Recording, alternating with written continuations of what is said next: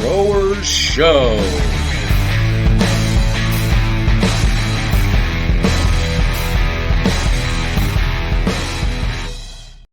What's going on, people? Welcome back to episode 12 of the Home Growers Championship podcast, Where Growers Show. We are here with Justin Battles today from Battles Buds, competitor last year. He is educated in the world of cannabis. He went and made it formal, much like myself, and fucking killing it, man. He's put together a really awesome event that we're going to get into today. But before we dive into that, I just want to note, you see the hat, right?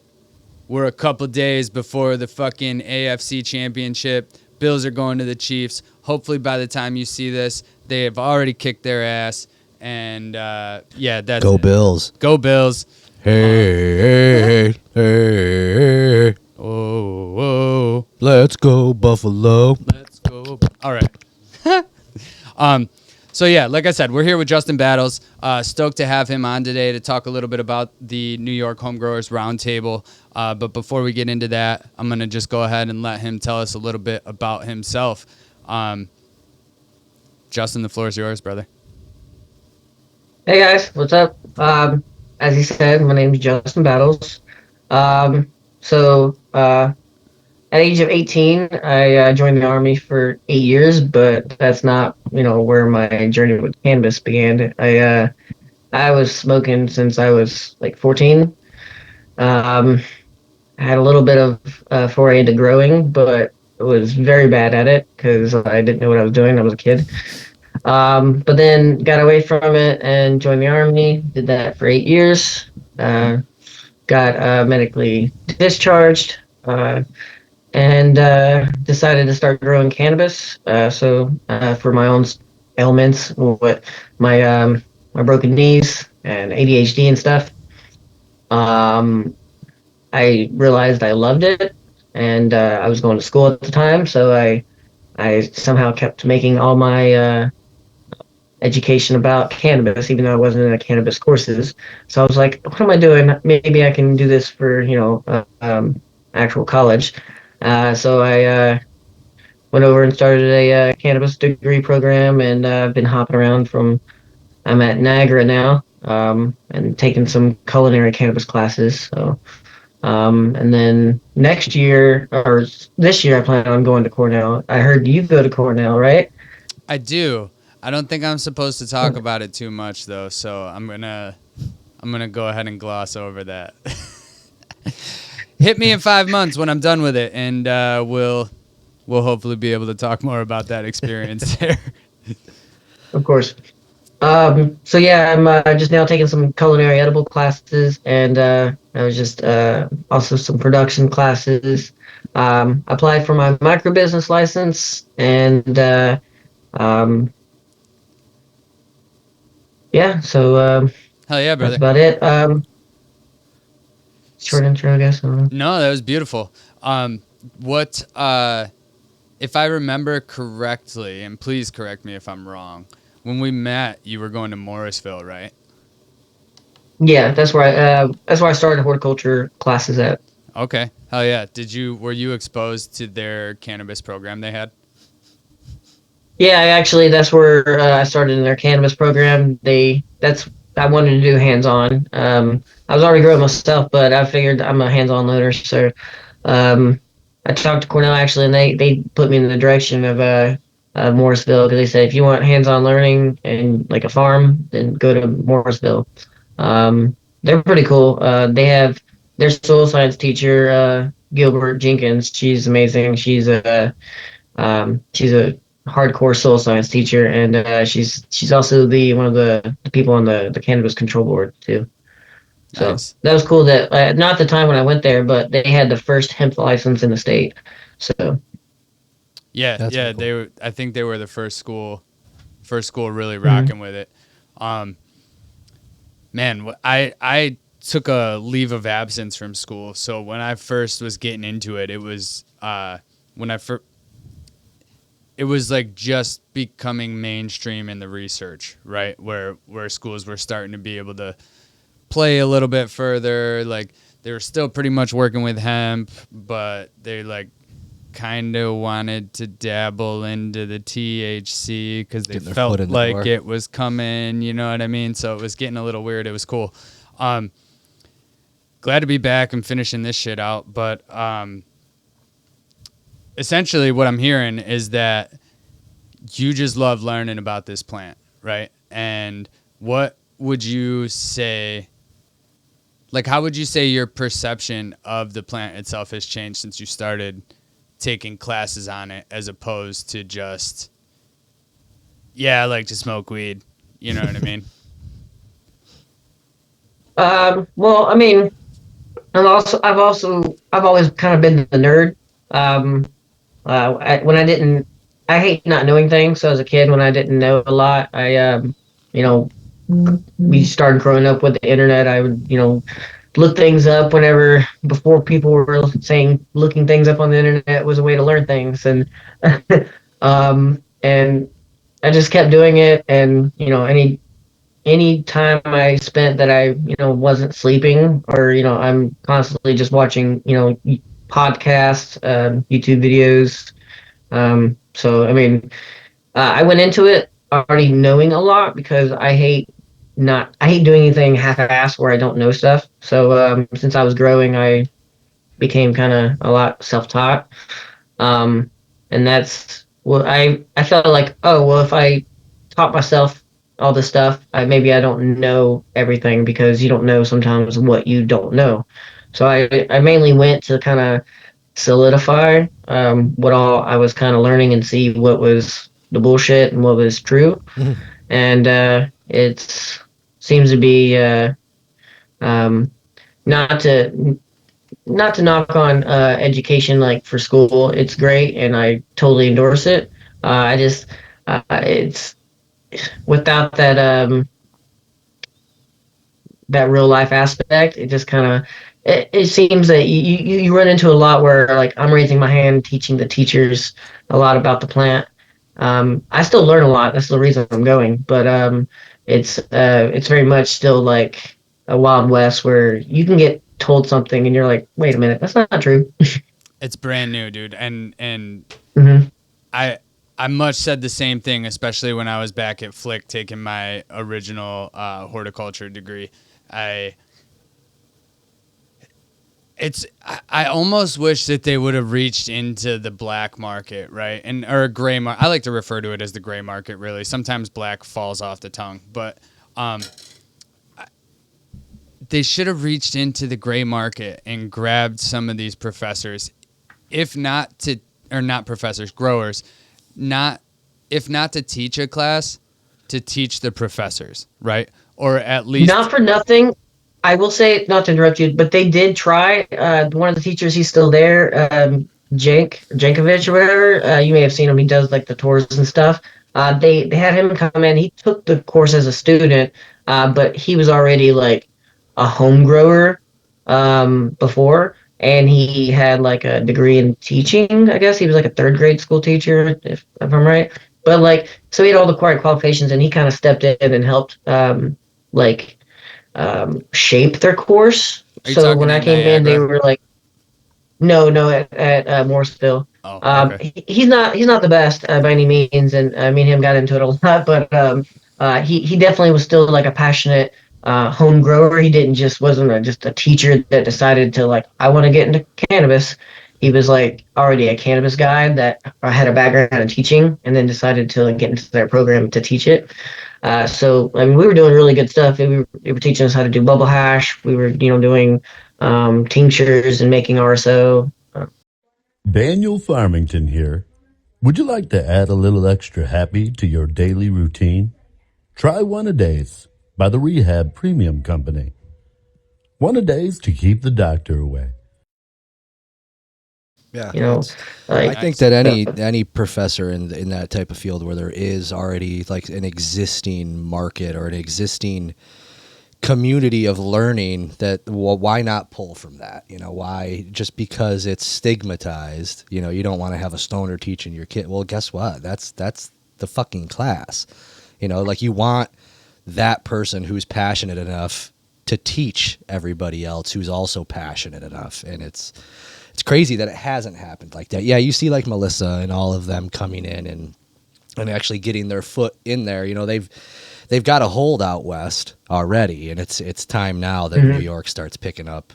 And I'm glad to see her come out this way, you know, and being at SUNY. Oh, that was the coolest thing. Yeah, and teaching, you know, the culinary, not culinary, but like all the different certificate programs she's got going on there. That's awesome. That's exactly what we needed to have. Someone who's got not just, it sounds terrible when I say it, not just eyes on educating you, but like eyes on also like telling you the right stuff, telling you correct things. Oh, yeah. You know, there's a lot, you could read a lot of shit online or in a book that's blatantly not fucking true about this plan, about these experiences, about like the process itself. And it just, it's crazy that I can't think of anybody else that's like that big of a name coming over that, I mean, they should, you know, not saying Ed Rosenthal should be teaching a class by any means, but, you know, those similar type of people. Yeah, it's funny. No, but they don't need to, dude. They have those books, right? So, like, you should, and maybe I'm fucking way off base. Maybe I'm way off base and they are doing this, but, like, there are leagues of books from people who've been doing this for years. And while maybe they weren't taking controlled variable experiments to come up with their data, it was replicated over and over and over again and proven that their method is working in some capacity. So take these books that have been written that are proven methods that work and put them into a controlled variable experiment and prove it. You know what I mean? Like the information's there. You just need the data to back it. So like take the gift that are these books that have made so many growers so good and just put the data behind it. And guess what? You're probably going to get paid for that paper that you're putting, that is amazing results that you're putting out, right? Oh yeah. The last class we were that took was the horticulture production one. That one, we didn't have a textbook, but it was an optional textbook. It was Ed Rosenthal's book. This one, I think I'm taking the production class for like making not edibles, but extractions and stuff. And that one is like another Ed Rosenthal, Beyond Buds, I think, as like the supplemental textbook. So, I mean, it's really great because like coming from Morrisville, they were wanting to do the stuff, but they just didn't have all the experience. And now, like being at Niagara with Melissa, it's great because like I can sit in that class and know that if I ask a question, I'm gonna get the real answer. I'm not gonna get like I don't know, let's look it up, or let's I'm gonna be like, oh yeah, that's bullshit, or like no, this is how we do it. Like I was able to ask her, I was like, hey, 24 hours of dark before chop, is that bullshit or not? What about ice on the soil before chop? Like, is that bullshit? Or like, where's the bro science? And she's like, she knows the answer. Like, that's bro science. This is not. Well, it's really cool. That's awesome because she's going to be at your home growers roundtable. Oh yeah, and I think that what I was saying about, and he was saying, and we're all saying it, like those real life experienced people. Actually bringing that stuff to everybody, and I mean that's what you're doing, and it's great. I'm glad to be a part of it. How did you pick the people that you picked? How did you go down that line? Did you let's jump before that a little bit, and what inspired you to want to put this together? So I mean, I was just waiting for this license, and application purgatory they call it, and I couldn't. You can't even get an answer from the OCM on how long it's going to be, where you're at in the process. They just say you'll know when you know.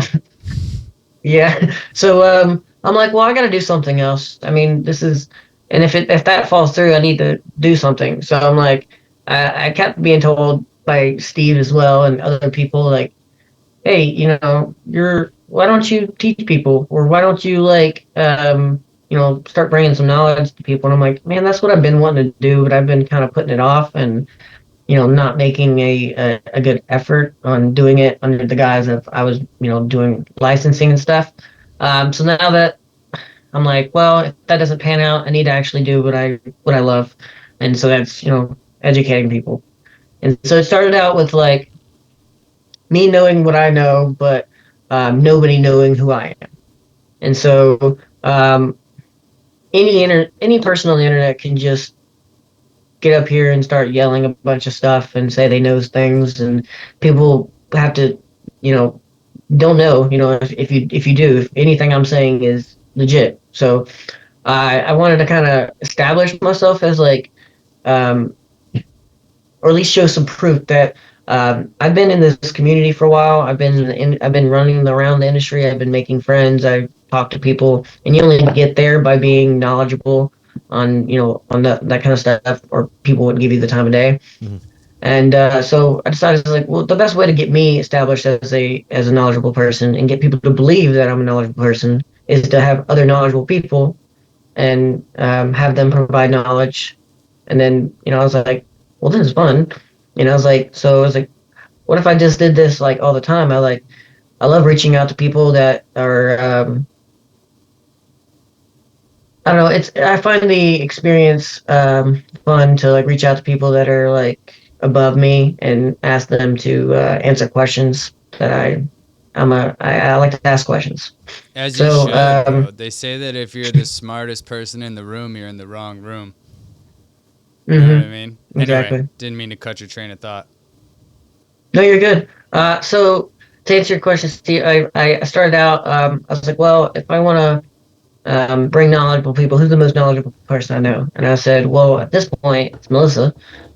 So I was like, I'd start. I could probably get her because I'm a student, and she would say yes. So I was like, let me go so high. Let me go so high. They're gonna say no.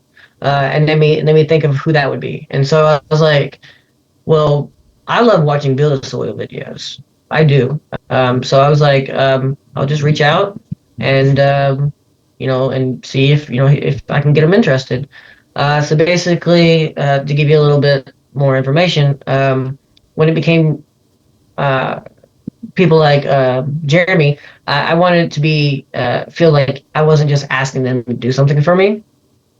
So to kind of sweeten the deal, I was like, I gave everyone the same offer, and everyone loved the offer. I think so. That's why I only had two people.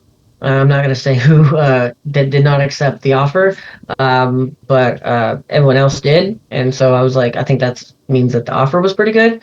Mhm. And so I just offered them that, hey, full transparency, I'll share everything I get out of it. If all the email signups, all these people, they'll be, people who are ideally your type of customer, and they might want to know about your products, or they might want to buy your product. I mean, if like imagine like when I started this home growing stuff, like I didn't know what I was doing, and I was a cheapskate, and that came back to bite me in the butt. Like you spend $100 on a light, the light's not strong enough. You go buy another light, you spend a little bit more, it's still Still not not strong strong enough. enough. So you go buy another one, and now you got three lights in the tent. They're all pulling different, and they're all hanging different, and you're just like, well, I got a lot of lights now. So it's like, well, it's like, so then you get stuck in like, well, do I buy a big light, and then what do I do with all these other shitty lights that I got? Like, do I sell them? Do I keep them? Do I just throw them on a shelf? Like, so like, I wish someone would have just told me, like, dude, just save up the money, buy a really nice light. You'll have to never worry about it again for like years. And so like, it's just it stemmed from that. It's like all these people I know, like they're gonna want to provide their message out to the world because they make a product that people love and want. So that's why I went on to once Jeremy said yeah, I was like, that's great, and I was like stoked. So I started thinking who else, and I was like, well, if we got a soil person, we need some lights. So I reached out to Grandmaster level, and he was on board. He loved it. I think he's releasing some new lights too, so it was perfect for him to be able to advertise a little bit, and then it just made sense to ask Patrick because I met him last year. through Melissa through at the SUNY Cannabis Conference. Ended up going to the after parties and just hanging out with everybody until like 2 in the morning.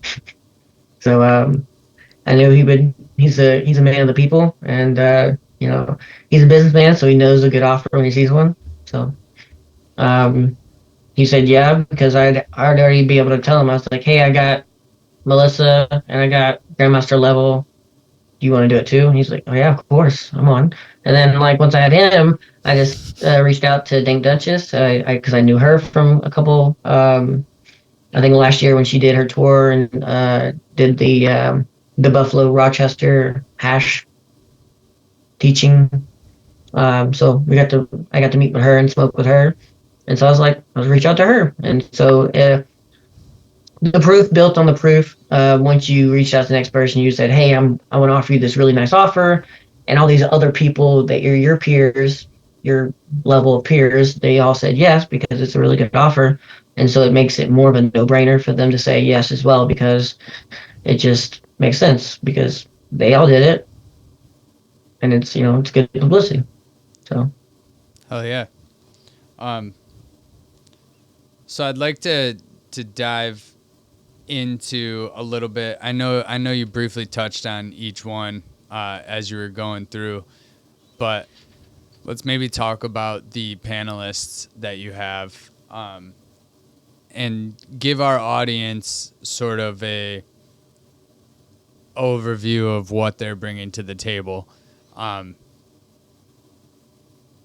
Let's get him there, right? Like, this is going to be a great conference, people. I don't think you understand what he's put together. He's got top-notch people from growing to processing to even connoisseurs of the highest grade on this panel that are going to be able to give you crazy amount of information. So talk to us like we don't know shit about any of these people, and let's get some heads to this round Melissa table. Moore, she's an industry professional. She spent like 20 years out in the Emerald Triangle and helped consult with some of the biggest people out there. And I don't know, she's running the SUNY cannabis program right now. So like she's just powerhouse of Knowledgeable in knowledge. all areas. So does she run the culinary portion of it as well? Like 100? No, okay.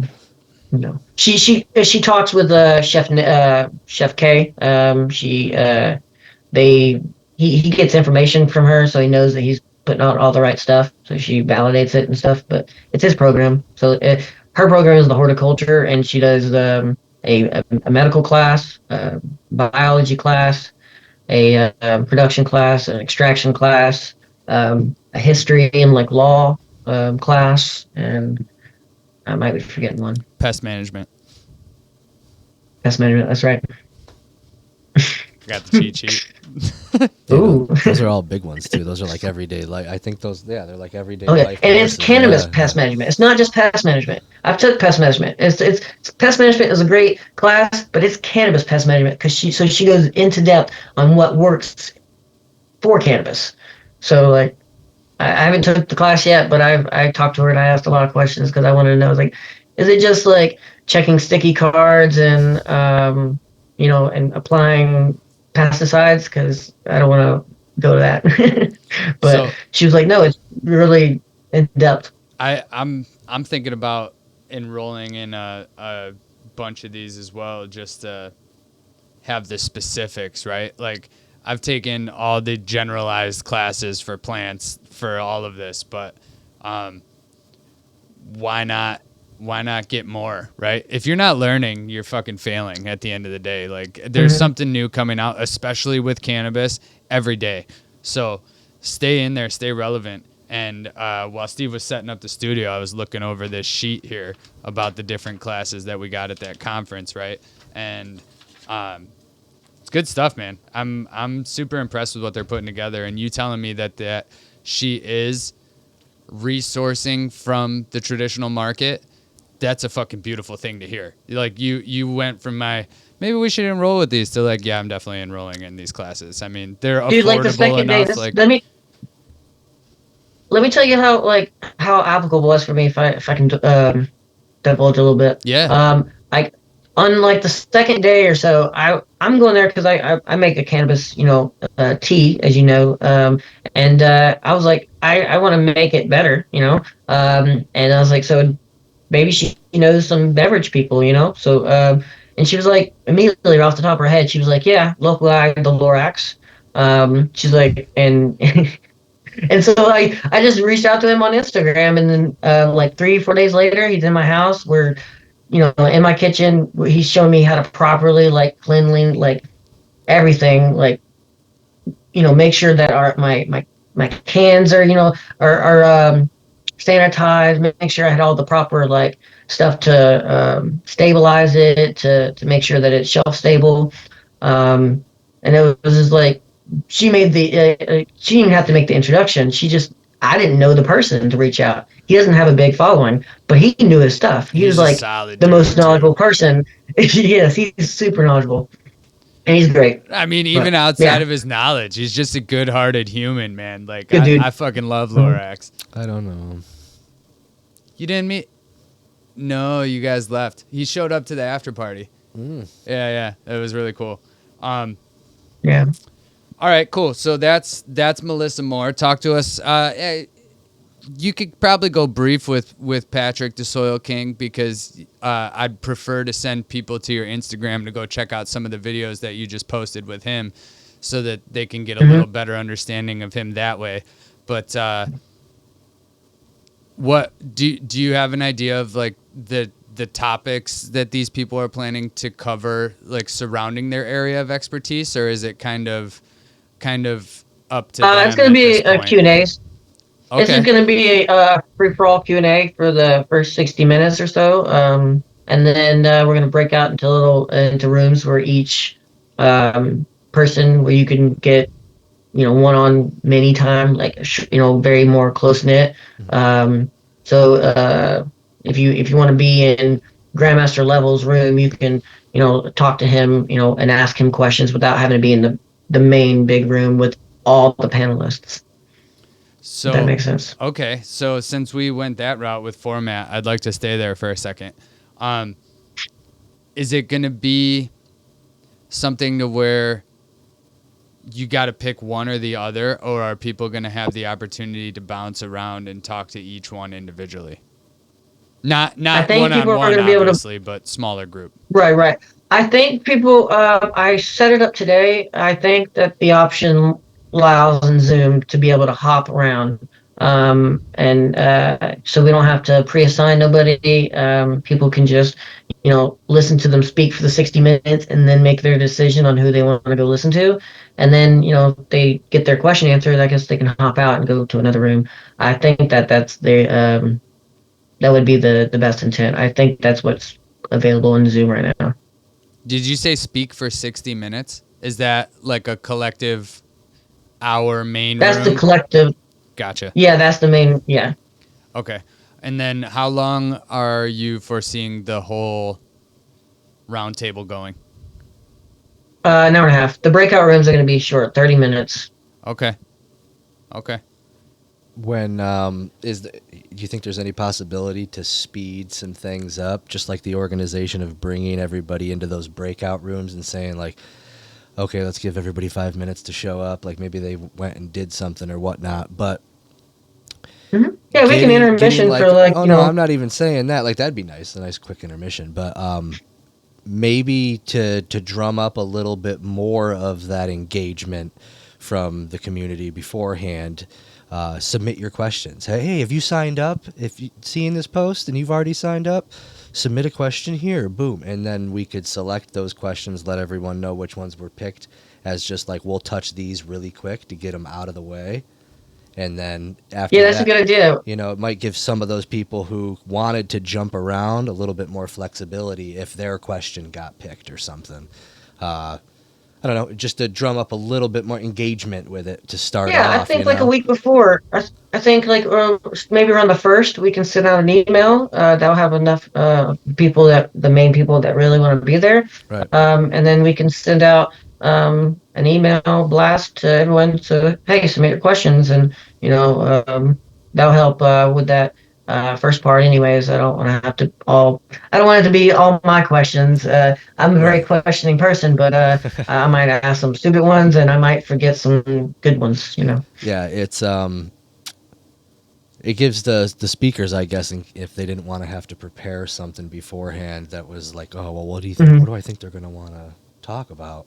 It gives them some bullet points too. I feel like it would make their job or their task a little bit Well, I plan easier. on giving them. I'm going to pre-submit them. I'm going to give them questions all about a week or so before.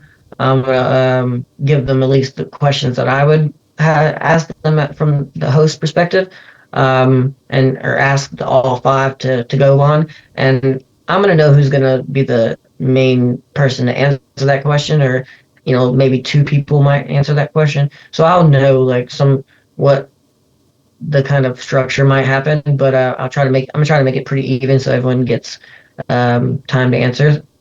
From But a attendee's point of view,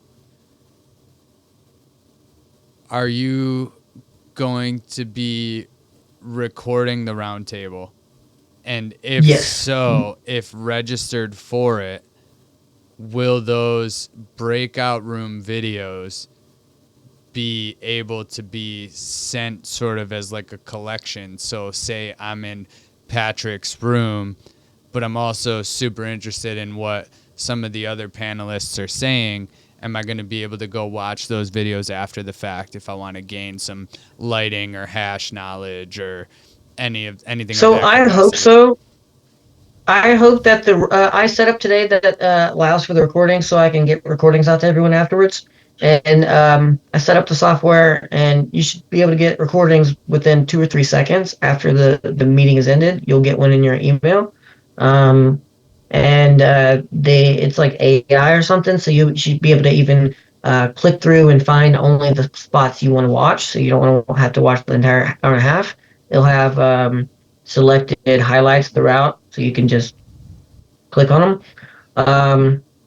And then, but I don't know how it works with the breakout rooms. So, you split one room and you split it into like five or six, and then I don't know if that I know. recording function is going to hold up. I just looked it up. Yeah, let's talk a little bit. Let's talk a little bit after, because I think that there's Mhm. There's if options. if Just my thoughts are aligning AI with just what came. that says, I think there's options for us to have a couple team members potentially involved, and Each one then in one, yeah, yeah, That's the way to do cool. it. So right here, the GPT told me that no, Zoom breakout rooms cannot be recorded individually by the host or co-host, but you can have a participant recording. So say I was in Soil King's room, I could record it. So then at least Cool. we could just do that. we can collect those videos And just- for you, get them back to you, and you can distribute the them. main room can be recorded. For sure it says. So, Perfect. Fantastic. So- It'll be a little extra work on your end, but we'll make it happen. It's worth it, right? Mm. yeah. It's worth it. All right, so let's hop back to the panelists, right? So we Patrick Soil King. I almost feel like that's kind of self-explanatory. He knows soil very well, right? Or else I think that would be a pretty I crazy mean, name to some take people. on. Some people, and I will say, years ago when I first started, I didn't know who Soil King was, but I was familiar, and I'd seen in the hydro stores, Big Roots. I didn't know who Soul King was, but he makes Big Roots, Right. And I heard of King. I heard of King Kashi coming out like a couple months ago, and still didn't even know that it was Soul King's had it was his brand until later, and I was like, oh, that makes sense, King Kashi, duh. But I just heard people talking about it, and so it's like I think some people probably don't know who he is, but it is very explanatory. He just got into soil. He started out back in the old days of like uh, Fox Farm, like he's friends with all those guys, and or knew him, and. Yeah, so he's been in the soil for a while, but makes really good soil. He believes Awesome. in microbes and bacteria. And another awesome soil guy, like that you already mentioned, Jeremy from Build a Soil, always Jeremy doing Silver, yeah. educational stuff. Mhm. Guys from Colorado or California? Colorado. Colorado. That's what I thought. Coming out of Colorado, he's got a really awesome store out there and I think they even ship to other places, but they got all kinds of amendments, and as the name itself implies, build a soil, right? They will help you formulate a soil for your needs if you go in store. I'm assuming he's going to be a fucking phenomenal resource for anybody who wants to do it organically. Not that Patrick won't as well, but Right. Yeah, no. So that is like, I mean, Jeremy may have some organic options, and his stuff is not organic. I would consider myself personally, I would consider Soul King stuff more true organic. Okay. But the Build a Soil, I would consider it close, leaning more on the super soil side. And the only difference is that a super soil, it doesn't actually have soil. It's like a soilless medium. So it's like made with it's made with coir, perlite, peat moss. All those are soilless stuff. So even though it's built of soil, I always thought it was kind of funny. But it functions off of, and maybe I'm getting this wrong. It's been a hot minute since I've been in soil itself, but it essentially, when you're building a super soil, it's functioning off microbiology, breaking down the components of that and making the nutrients available, right? So maybe you still use compost. A super soil does use about a 20, 25, 30% compost. So you still are organic. Don't It's just have you sand, and silt, or clay. Right. Yeah. It's not sand, salt, and clay. And you could add those in for sure, but yeah. And so the funny thing is that he gets all the build a soil stuff from the Clackamas Coots. I think he partnered with them. I don't know too much. Yeah. So the Coots mix. Yeah, the Coots mix. I don't know. So yeah, Melissa even teaches about it. It's one of the recommended, soil mixes. The Clackamas Coots mix or whatever. And like I said, that's the super soil. And so, yeah. So he's a good resource for any kind of nutrients. Like, and he sources good, clean stuff. He doesn't use, blood meal or bone meal. They go like the extra step and use like the other stuff that will provide those nutrients without using like harmful products from cows where you don't know what the cows ate. That's fair. It always got weird to me. So I can appreciate the whole antibiotics and all that crap that goes into the cows and whatnot. I wonder how much research has been done, because I've not looked it up, to be honest with you. This is a spur of the moment thought. So shoot me, people, if there's tons of research. No. I just wonder how much research has been done to see how persistent that is in the uptaking of a plant. Like I'm sure they've done research on that it will stick around in the soil, but does the plant actually uptake it? Because as I'm sure you know, there's a series of fucking things that have to happen for a root to even bring in a nutrient, right? Chemical bonds that have to happen. Yes, maybe it could come in the water. I'm ignorant. Again, disclaimer. So, but what I know about it is that cannabis is what's called a bioaccumulator. So they're plants like that have like long, deep tap roots. They use them. They've used like hemp to like remediate soil, like Chernobyl and stuff. And they go in there and they actually pull the lead, the cadmium, the fire arsenic, bud. It's and probably stuff. the most fire bud you've ever seen in your life. Literally, it's nuclear. But yeah, it does.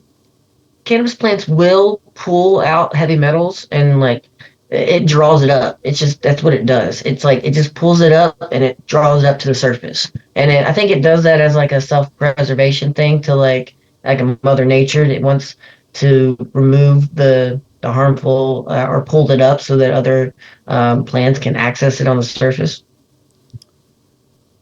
Fair enough. Was that your question, or was I did I go off? Yeah, I was more so the heavy metals are there, and in my opinion, heavy metals are there. They're going to be in your soil regardless. Mhm. If you're making your own mix, you can avoid that for sure. I'm more thinking along the lines of the blood meal, bone meal, and the antibiotics that are injected into those cows, chickens, Oh, do you whatever think the they fuck it persist may over into be. the nutrient? Do those, once broken down by microbes, do the microbes absorb that?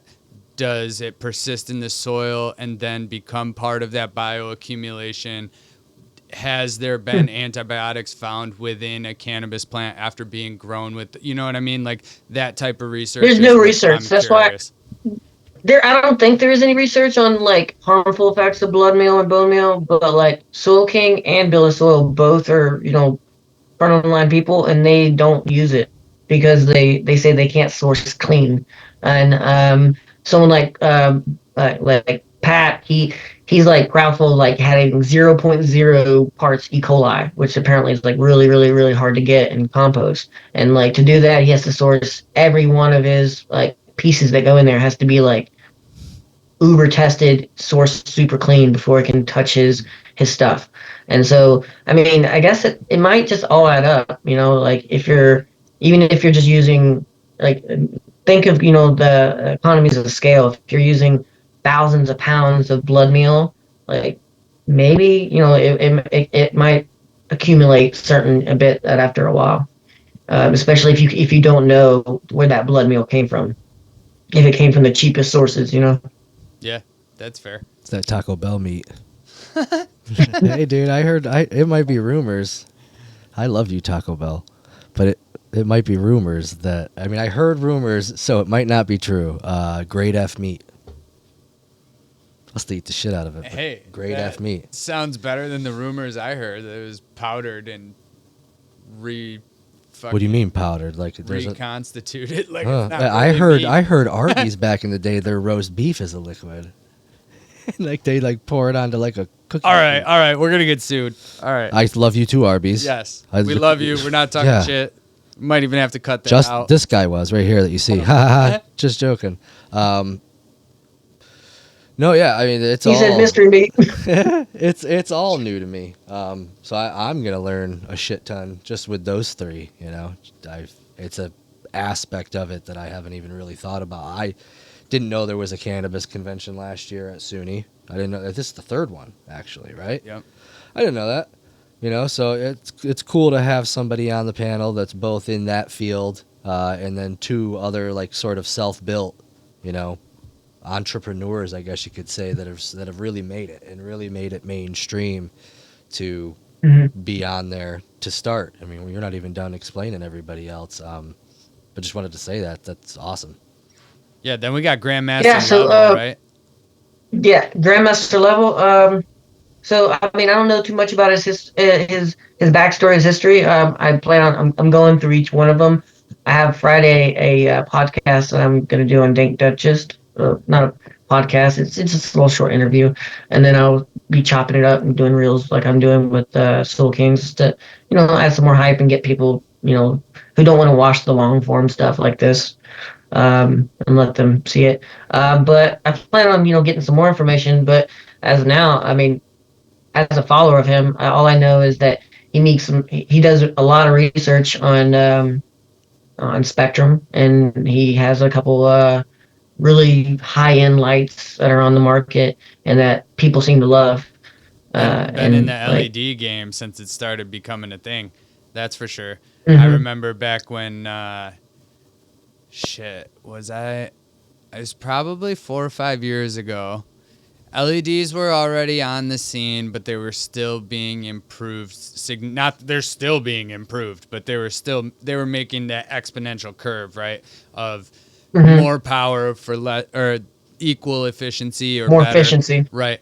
And I mean some of the wattages they're putting out on these LEDs these days are fucking crazy. But anyway, I remember seeing Grandmaster LEDs. Grandmaster LEDs was like the tag. Yeah, like I think they had what the fuck was that app called, dude? There was an app where you could I keep trying to say Social Club, and I know that's not it. That's fucking. I'm 99% certain that's Burner's app.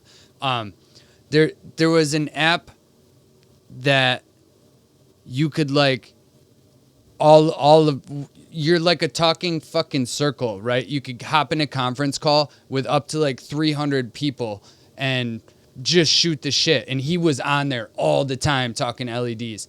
Oh man, why can I not? I think was it Circle? No. He might have been on that too. I'm sure these educational people are freaking awesome, man. They just want to spread their knowledge everywhere. I got to know what it's called. Excuse me while I go on my phone. Okay. Continue. Yeah, that's what I that's why I reached out to the people I did. I knew that by watching like these people's type of content that they were going to be the kind of people that once they get their message out, their passion out to as many people as they can, and so they wouldn't look away from a good outlet to educate some more people. Did you find what you were looking for? I didn't have to. It came to me as I started trying to look it up. Clubhouse, it was called. And essentially it was like a vocal fucking chat room where you actually heard each other. Sometimes those rooms got wild, man. People were arguing with each other and blah, blah, blah. I grow organic, I grow synthetic. It wasn't just for weed. They had it for fucking everything, dude. It was just a straight app. You go on there to hear about stocks, go on there to hear about what's the best way? Probably Discord social now. Equity, blah, blah, blah. I feel like everybody's like our parents used to all have like there would be those chat phone things you could call, like there'd be numbers and just be people in there on the weekend. Yeah, I would be in my garden with the phone just sitting there just listening to people either teach or argue or whatever. It was entertaining regardless. I want to look in and see if that's still a thing, but I remember after a few months it started dying out because people were like over moderating their room, and like then you really only had 3 speakers when people were getting in there trying to. See, I wasn't even going to talk about this, but you're gonna. Can we get back to this at the end? Because like I do have a surprise that I wasn't really gonna talk about because I wasn't really ready for it. But I guess like just what you're talking about it makes it me like feel like I gotta bring it up. So you want me to remind you that you have a surprise at the end? Is that what we're saying? Yeah. Okay, cool. So anyway, the whole inspiration behind that was Grandmaster level fucking lighting powerhouse people. He's been educating for years on it. Make sure you come and check it out. Which brings us to Dank Duchess. What do you have planned for her? Because she has been a force in this industry for years now. Dude, so I know a little bit about her, but I'm gonna have to do some more research before I interview her in 2 days. But she's great, dude. She's that's why I went to her Buffalo and her Rochester class because I was so stoked to get to learn from somebody who was, Frenchie Cannoli's protege. Hash people, real hash, Mm-hmm. hash rosin Real as hash. well, but she like don't do real no. hash. She don't even fuck with hash rosin like that. She's like, it's cool, whatever. She likes hash. She likes that straight up like temple ball. Yeah. And so we got to learn how to make temple ball. It was really cool. But yeah, so I mean, and she's a home grower, and so I think it was cool to have her there as a bridge to the gap, and also like a step to like, what do I do afterwards? Like, what do I do with my trim? What do I do with like this? Like, I can follow her, and her whole thing is she wants people to learn how to make more hash. She doesn't want the art of hash to die out. So like, what better audience than home growers who are going to have probably more than they know what to do with. So That's true. But yeah, she I mean, I don't know what else. She does straight up like bubble and the whole rolling it out with the wine bottle and all low tech, all low tech. She believes everything low tech. I mean, she'll use a freeze dryer if she goes to do some consulting work, but she does it all low tech, like straight up just a freezer, cardboard, Sieving it. microplaning it. Yeah. Yeah. Hell yeah. So, I'm stoked for that. Like, I got some right there. You can. this is my biggest problem is I want to be in all of the rooms. So I really hope that we can figure out a way to do this recording. Oh, Not we'll to get it. mention, We'll get it. I didn't do my due diligence ahead of time and figure out that this was on a Sunday when I'm going to be at work, which is really disappointing. So I'm going to have my computer up and running. And if I need to be one of those points of recording a breakout room, I'm happy to do so. Because I don't know how much. It's a Sunday. Could go either way. I might be able to be 100% paying attention, or I might not be able to be there at all. And that will really suck for me because I'm stoked about this conference personally. I hope we can figure out that recording thing because I'll go back and watch all of it. Honestly, We just figured it out. The old GPT told us, man. We'll just what do we you know, need? that's what We I was need thinking. six, When we you need said that, I five. think We that's need the only way to five. do it. You know. You know what I mean? 5 other people besides you. And you know what? I think I could find 5 people. Well, there's Yeah. 3 right here. So. Yeah, 3 right here. Yeah, we got it. It will happen. if there's anything else you want to talk about as far as the roundtable goes, unless your surprise is related to that, let's get that out and then we'll get back into whatever your little surprise nugget is. So I guess the only thing else I'd have to say about the roundtable, let me think. If anyone sees this, please message me on Instagram and tell me your favorite person you want to get on the next one.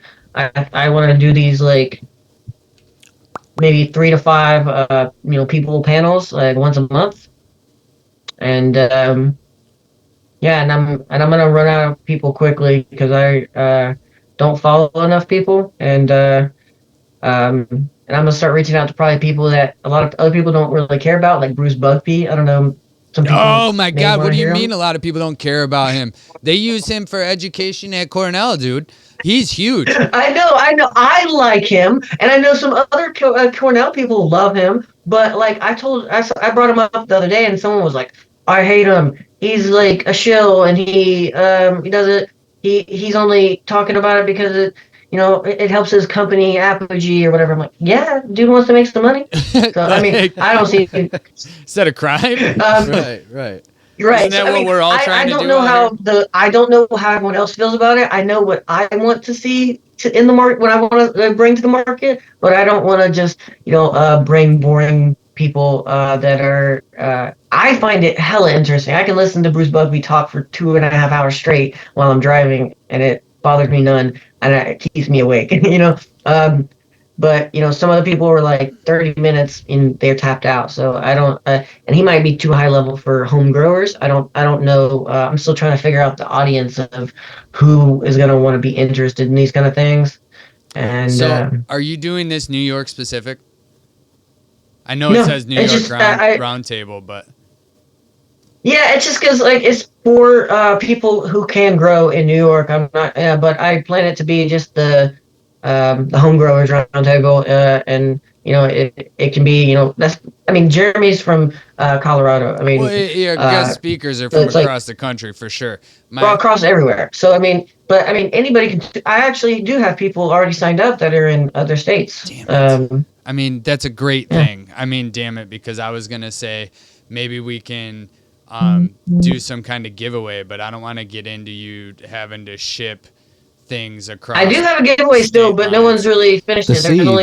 There's only yeah, I'm giving away. I did that's thanks for bringing that up. I did a partnership with New York Auto Flowers, and they offered up. They're gonna give away 2 different kinds of seeds. Sour Gorilla. I'm not gonna remember right now. 2 different kinds of seeds, and I think one of them's regulars and one of them's like autos.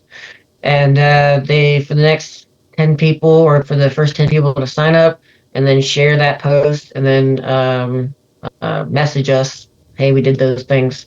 Only like 3 people's done it so far. I don't know if Instagram's kind of shadow banning, not letting a lot of people see it, but um, yeah, it's we continue to get more people to sign up, but nobody's taking advantage of like getting some free seed packs. So I just remind everyone there are free seed packs on the table if y'all want them.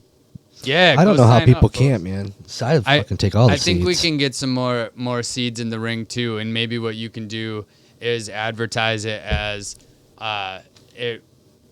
attendees will be picked at random from the list of attendees, right? Just to incentivize people to sign up. Right. And that I was talking like flour, but I don't want you to have to ship flour over state lines. You know, Yeah, what I because mean? we're all legit. So like we could maybe do that and then just ensure that whoever wins it is out of New York. But my whole caveat to that was he's going to be doing this monthly. Like if you want to get your brand known and associate it with an educational workhorse that's going to be coming to the internet starting here in a couple weeks, reach out to my man Battles Buds and sponsor his shit, man.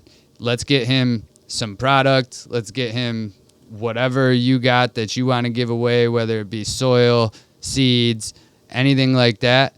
Let's help boost this because all it's going to do is give you a better name. What? All right, Well man. said. So Thank listen, you. Surprise time. I've been sitting here. What's the surprise, dude? So I mean, you kind of alluded to it. I don't know if you knew. Education. That's the name. And so and you reminded me because you were talking about the old school days of you being on this grow forum that like and you could just sit there and put to the side while you were doing, stuff with your plants and listening to, or, you could tap in and use that knowledge base and ask people for help if you ever had questions. And you knew who the active people were, who knew their shit. And I want to bring that back. And, there's a platform that I found called School, SKOOL.com. They have an app and everything, their social media platform all based on teaching people education. And so anyone can create a course in a community. It's the idea is the community and the inside of the community is a course. Daniel Farmington here. Would you like to add a little extra happy to your daily routine? Try One-A-Days by the Rehab Premium Company. One-A-Days to keep the doctor away. And so the community part would be all us growers, all us processors and hobbyists and professionals. We'll have a place to go to just bullshit, ask questions, ask for help, or offer help if we want to. And then the way this platform is set up is that it's gamified. So like you actually have to be a contributing member of the community to build points. So the more you help other people and comment and share, good information, maybe you share an article or a YouTube video you saw that was helpful. When you do that, you level up, you earn points, and when you do that, you unlock courses. And so I'm currently in the process of building out, basically taking everything that I've learned from all these different schools, packaging it up into like a good platform to give people. I mean, we got YouTube videos everywhere, but nobody knows where to go. Nobody knows how to like strategically learn it in the right order. Strategically, make sure all your sources that you're learning from are all verified. That was the hardest thing I had, when I was teaching myself. Is does this person actually know what they're talking about? And with cannabis, since it's not, very known yet, you hear a lot of misnomers and things that are wrong. I mean, just even in my class the other day, there was literally 2 different sources, both from Leafly, that had pictures of the botany, the biology of the plant, and they were labeled differently. They were labeling, the calyx and on one, and they were labeling the stigmas and the y'all know what I'm talking about. Pistols and stigmas and all that. And so it's just like you never know where you're getting your information and if your information is right when it comes to cannabis. So I just want to gather all that up and put it into a nice step-by-step course where it can take people to learn whatever they want to learn, whether it be processing, and then I want to have um, weekly, like knowledgeable people. Like that's where I would really want to bring Bruce Bugby, or have like a weekly thing with the Dink Duchess, or maybe a call every once in a while with the Soul King, just so like that small niche community can not waste anyone's time and be like, yo, bro, while I got you on, I got these questions. I'm building soil, or I want to add to my soil. What do you do? What can I do? What can I buy? And then just get all your information from verified sources, and fuck all this meta bullshit where like everything you post is getting banned, or your I just account got dropped, deleted. yo. They just dropped me. They're like, no more. I was skating, dude, Yeah. skating by, and I haven't posted anything lately. I lost 2 in the course of 3 weeks, and so I took a couple month break. I just came back. Man, I just got fucking. I feel like I just got let off like They were a like, big shit, team. we can only let 2 people from the Home Growers Championship have accounts, and Justin just got one back, so Steve, you got to go. Yeah, just kicked me right the fuck out. God. Yeah, so not to knock Leafly by any means. Leafly is a great resource, but it is... It's hard. There's a lot of knowledge out there. Like We the don't know it all. Wikipedia of cannabis knowledge. It's crowdsourced. Mm-hmm. They get their information from users, right? Just like and I go to Wikipedia all the time, so I'm not by any means knocking either of those. Wikipedia is fantastic, but it doesn't mean it's 100% accurate, right? Same thing for fucking Leafly. The pictures may not even be of the strain it's supposed to be, because when they started building, it wasn't just coming off legal market. So who knows if that person's plug even told them the right fucking strain that they were getting. You know what I mean? So like, oh God, I want to get away from saying strain too. I've fallen back into saying it. Cultivar. It is Cultivar. Cultivar. Yeah, dude, you're the one that schooled me Variety. last time. Well, I mean, you gotta. It's almost like if you can't fucking beat them, join them. You know what I mean? And maybe that's the wrong mentality to have, but I stood on that pedestal for 2-3 years going through school. I'm like, it's cultivar, it's cultivar, it's cultivar. And then like everybody I fucking talk to says strain. It's so hard not to say that. So it just kind of falls. I still say it. I'm like, straight cultivar. Indica sativa. Like, what are we talking about? Are we talking about growth habit, or are we talking about type, effect? Broadleaf drug type. Yeah. Fair. But you almost have to use them, though. Do you know what I mean? Like, you almost have to use those when you're talking to the community. Like, you could try to educate them, no one's and gonna know they're what going to you're be talking like... about. If I say you narrow-leaf could get drug fucked. type, you don't know that I'm meaning a sativa. If I say broadleaf drug type, you don't know I mean indica. Right? And so that's where you have to distinguish, too, because they're more talking about effects, typically. They don't give a shit what the plant looks like. When, like, at the end of the day, the classification is more about the growth, right? And it's not even that. If we talk about an indica, it is realistically, that is hemp. I think I said that on a podcast before. It's hemp. When you get down into, granted, this changes fucking all the time, who's classifying cannabis as what and where it sits in the phylogenetic tree. So I might even be completely off base, but when I was going through cannabis biology at FLCC, the current thing was there's cannabis indica, cannabis sativa, and cannabis sativa is the one that gets you high, and cannabis indica is hemp, and cannabis ruderalis is this fucking weird thing that we don't even really know how to teach you about, right? So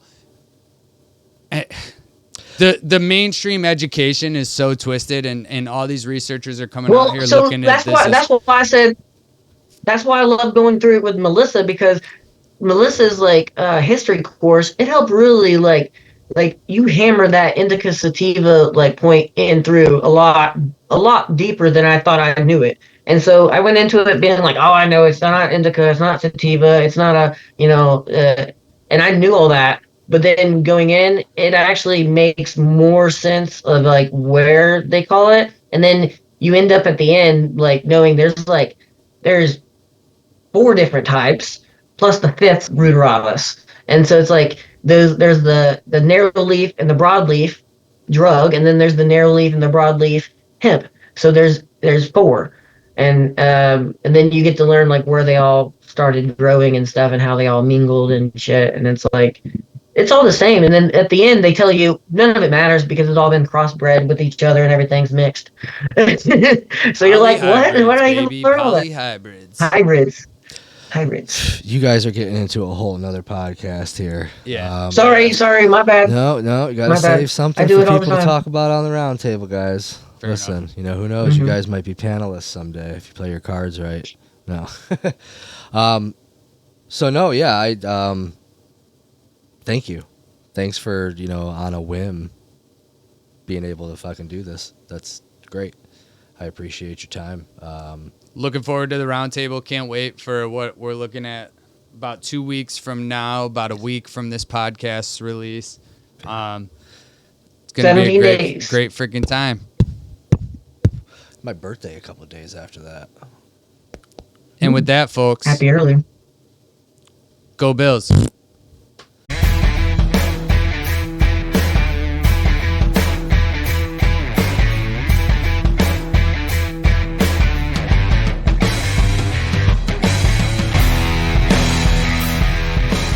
Where growers show.